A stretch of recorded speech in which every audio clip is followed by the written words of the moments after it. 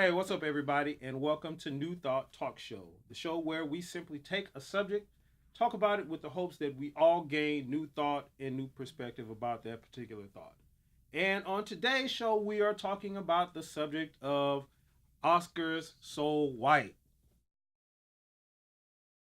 Now, if you don't know what's going on with that, basically, You're under a rock. yeah, basically. But basically, a few weeks ago, Jada Pinkett Smith, the wife of Will Smith, put out a video basically, in so many words, suggesting a boycott of the Oscars because there were no black nominees or any minority nominees this year, and it hasn't been for the past 2 years. So this whole Oscar situation has become a topic, and as of the taping of this video, the Oscars are coming up in a couple of weeks. So we thought we'd talk about that. So guys, give me your general thoughts on that. Like, what's going on with this whole Oscar so white thing? Is it a racist situation that's going on with the Oscars, or should there be some changes made? What do you guys think? I want to say that it is racist, but Period. There it is. Thank you for watching our show, guys. I just don't believe that they understand that it's racist. I mean, I've watched some documentaries, and one specifically I watched was Chelsea Does, where she kind of goes and goes through that whole thing about racism. And from what I kind of gathered from watching that show, which kind of got me deep down inside, is that people who are racist don't always know they're racist. And if you go back to that song that came out with LL Cool J and that other artist, Accidental Racist, where it's talked about the guy walking around with the Confederate flag on his shirt. He didn't know he was offending people. Well, these people in the academies, that set up the awards, I don't think that they realize they're excluding people. I wouldn't say they're purposely doing it, but the fact that we don't have the roles that put our people in the spotlight enough, it's hard for us to get in those positions to be winning Oscars. Right, and we're in we're basically talking about the system of the Academy Awards. Right. And they put, if you can do some research yourself on the demographics of the voters of the awards, is most 90% white men over the age of 50. Or over the age of 60, no, 50. I think just white people and no, it was an age. It was all of them are over the age of 50. No, I mean not just it's white people. It's maybe 90% white people, and then the majority of those people are men. Yeah, men. They have a few white women in there. Yeah, the 90% of them were men over the age, white men over the age of 50. So, we're talking about a system here. We're talking about a system that's in place for these Academy Awards. Maybe the individuals of this voting academy are not racist, individually speaking. But again, they support a system that may be racist because, as we know, historically speaking, the Academy Awards has not included people of color until there was only been a select few. And even to this day, as we're making this video, there's only been a select few. I mean, you can pretty much count on our hands. Yeah, you can count them on your hands. How many people of color have been nominated and even less won awards? So, and the majority of those, the female side of it, played subservient, stereotypical roles to win. Do they have to be maids and slaves in order to win Oscars? That's all we're good for, right? But here's my thoughts on the Oscars. I'm not a big movie buff, so I don't care. But as the institution of it all, I do care about the advancement of colored people. I really do, and not just black people, all people of color. I don't like for people to be continuously excluded, and that's what's happening. But I think that those who are voting are identifying with what they can relate to, and so perhaps they don't relate to our stories. They can't. It's back to empathy. They can't put themselves in that position to say that's a good story. But love is universal. Right. The desire to be happy is universal. It has no ethnicity or nationality. So if you can relate to our humanism, then that will open doors instead of you looking for a face that looks just like yours. But I don't look like you, but I too want to be happy. I want my children to be taken care of. I want to be able to go home and lay my head down at night and not worry about the problems that are plaguing our community. So those are the same issues that everybody has. It's just that it's looked at differently, and that's how I see it. So I do want variety, because variety, I heard, is the spice of life, and I like a little spice. You heard that? I heard that. Honey. Now to speak to what you just said, I mean, that's spot on in my opinion.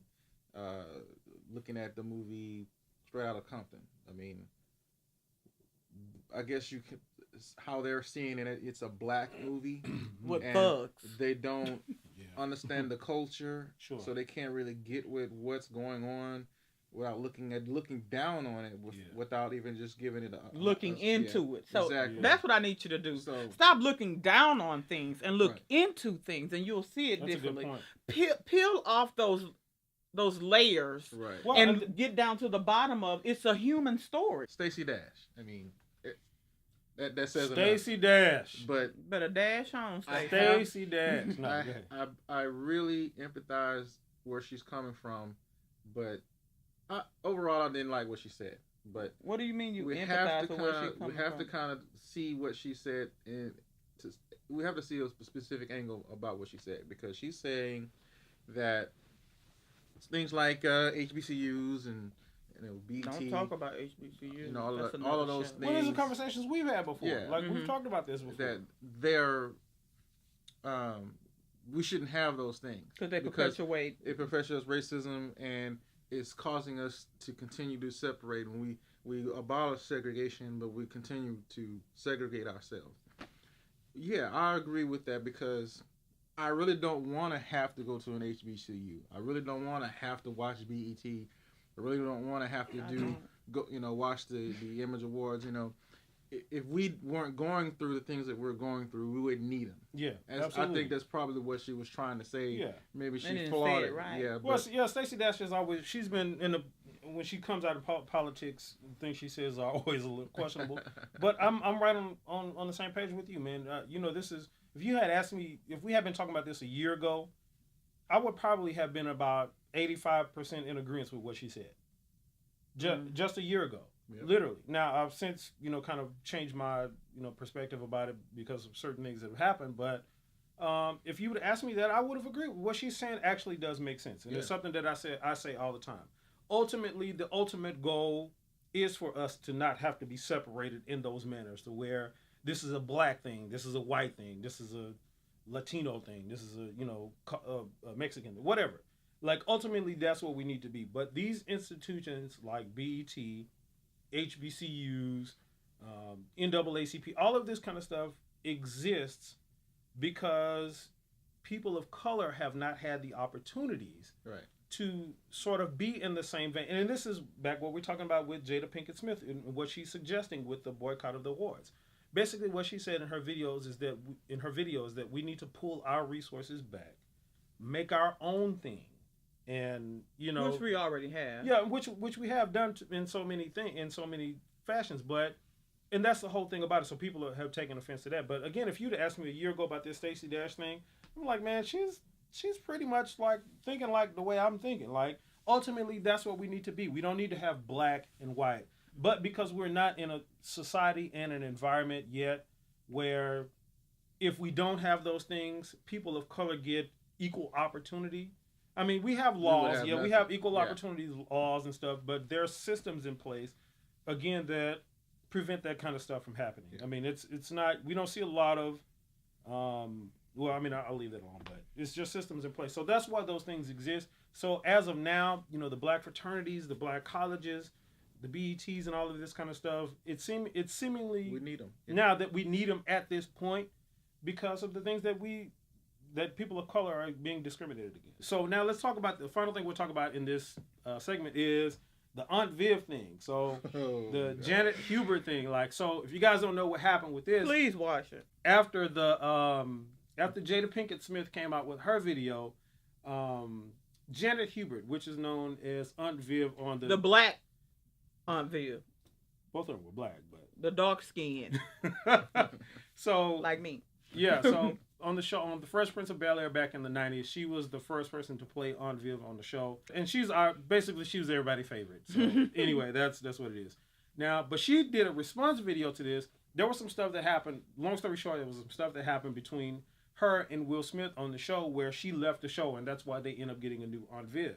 So there was a little bit of bitterness from her over the years. She's admitted to this too. So what she did is she came out and said, I mean, she was using all kinds of profanity. Which she was I did not like. Yeah, it was pretty unbecoming of her, but whatever.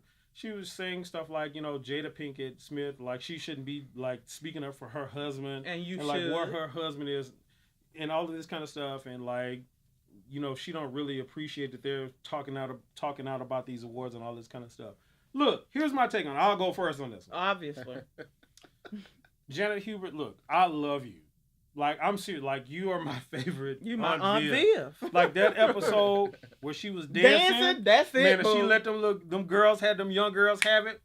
And man, that's it. Like, but you are wrong. Here's the thing. I think it was not becoming of another African-American lady to come out and bash another African-American lady in terms of what we're talking about. If you had something to say to them and that should have been personal, it should have been done personally. It shouldn't have been done on a video where everybody could see it. And again, you feel how you feel. That nobody's taking that away from you. I mean, but that's a problem. We don't stick together on any. Well, seemingly we're not sticking together on anything. I think that was the most disheartening part about it for me. It really was. I understand. I do agree. If what she says happened and he didn't support her, then he was wrong to me. Because he had the clout at that time to ensure that everybody had an equal share. Yeah. So that is wrong. But I think two wrongs don't make a right for you to go in and then air your dirty laundry. Yeah. It was so tacky. Absolutely. And it made me lose just a little bit of appreciation and respect that I had for what I knew to be Aunt Viv. That was... And all the profanity and just berating them, it just was too much, and it made me a little sad. Like I was a little sad by that too, because I was looking at it, I was like, really? That's what like you I got the thing about it. I got what she was saying. Right. I completely understand where she's coming from. I do. Like I got exactly what she was saying, but I was like, man, at the same time, this is just another thing that's like. Proof to them. Look at them. Yeah. Right. Crabs in a barrel. Yeah. There you go. Another obstacle. What you think, Ed? I was trying to forget all that stuff. But yeah, you're right, man. I mean, yeah. Forgetting what is behind and pressing. Okay. She was. It was in the right. Wasn't a good look. Wasn't the right move. But I understood. Yeah, I understood definitely what she was saying, and understood the bitterness, where the bitterness came from. I do. But that wasn't the way to do it. We got to stick together. We got to support each other. Yeah. But see, it came from a hurt place, and you could see that. Like, hurt people. She was hurting. Yeah. And it came off as ugly and vindictive, but it was really hurt, just all over the whole thing. And I get it. I get that. And people trying to eat. She said, "Oh, she worried about is her Oscar Mayer wiener." Yeah, that was funny. That was funny. That was a good one. You got us on that. But I mean, that does not. Here's the thing, and this is my final response to it. I think that I don't know why people do this all the time or say stuff like this all the time, but we can be concerned about more than one thing at once. Mm-hmm. We can care about more than one thing at once. So just because Jada is coming out and speaking about, the Oscars and stuff, and she's supporting her husband, which she should be. Any wife I would expect to do that. And it's not like she's, everybody knows Jada Pinkett Smith is her own person. Like Definitely. It's not like Will's running her or she's running Will or something like that. They're their own individual people. He wasn't putting her up to like, hey, why don't you go make this video and put it. It wasn't happening like that. Everybody can see that. So it wasn't like this thing to where he was hiding in the shadows behind his woman or something. Baby, take care of it for me. Right. It wasn't like that kind of, I don't even see where that came from. But anyway, like, I just think we should be able to stick together on issues like that. Even if the issues are wrong, hash them out between ourselves.